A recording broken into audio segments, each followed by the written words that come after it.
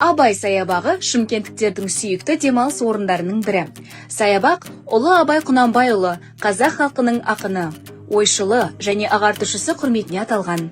Саябақтың солтүстігінде Ұлы Отан соғысы қаһармандарына арналған даңқ мемориалы орналасқан. Фонтан мен саялы аллеялар тыныштық пен қуат алатын орын. Саябақтың аумағы 52 гектар. Шымкенттің жүрегіндегі шабыт пен тыныштық үшін осында келіңіз.